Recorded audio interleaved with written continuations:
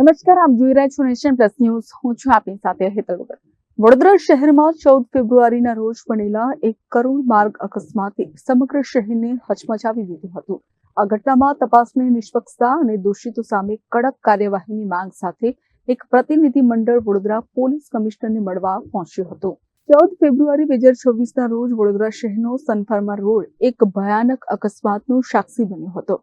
ઝોમેટોમાં નોકરીના પ્રથમ દિવસે જ ફરજ બજાવી રહેલા અભિષેક મોરે નામના યુવાનનું ઋષિકા સન્નાની નામની યુવતી દ્વારા બેદરકારીપૂર્વક થાર ચલાવવાના કારણે અકસ્માત સર્જાયો હતો, જેમાં અભિષેક મોરેનું નિધન થયું હતું.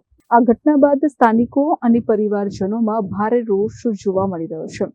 આ મામલે કાયદાની કડક અમલવારી કરીને આરોપી ઋષિકા સન્નાની પર કાનૂની પગલાં લેવાય એવી માંગ ઉઠી છે, જેને લઈને શિવસેનાના પ્રતિનિધિ મંડળ દ્વારા વડોદરા પોલીસ કમિશનર સમક્ષ નિષ્પક્ષ તપાસની ખાતરી માંગતી રજૂઆત કરવામાં આવી હતી.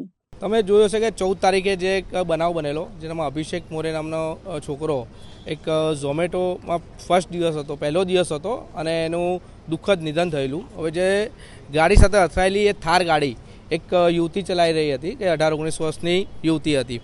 અમારું કહેવું એક જ છે કે કાયદો મજબૂત બનવો જોઈએ. ગૃહમંત્રી સાહેબ એક બાજુ કહેતા હોય કે ભાઈ કાયદામાં રહેશો તો ફાયદામાં રહેશો, તો આ તો કાયદો મજબૂત જ નથી. મજબૂત નથી એટલે આવા લોકો ફાયદામાં રહે છે. એટલે અમારી એક જ માંગ છે કે કાયદો મજબૂત કરો અને FSL રિપોર્ટ હજુ સુધી આવ્યો છે કે નથી આવ્યો એની પણ જાણ મીડિયા માધ્યમથી ને પોલીસ ખાતાએ કરવી જોઈએ. જેનામાં ઓવર સ્પીડિંગ જો બતાવતી હોય તો પછી તાત્કાલિક એની જામીન જે તમે આપી છે એ રદ કરવામાં આવે. આજે અમે એ જ માંગણી સાથે કમિશનર સાહેબને અમે મળવા આવ્યા છીએ. અત્રે ઉલ્લેખનીય છે કે છેલ્લા કેટલાક સમયથી ટ્રાફિકના નિયમોના ઉલ્લંઘન અને વાહન ચાલકોની બેદરકારીને કારણે ઘણા લોકોએ જીવ ગુમાવ્યા છે. ત્યારે હવે આ અકસ્માતના કેસમાં પોલીસ અભિષેક મોરેના પરિવારને કેવી રીતે ન્યાય અપાવે છે એ જોવું રહ્યું. કેમેરામેન નવનીત પરમારની સાથે Chirag Patel, nation plus news, Vadodara.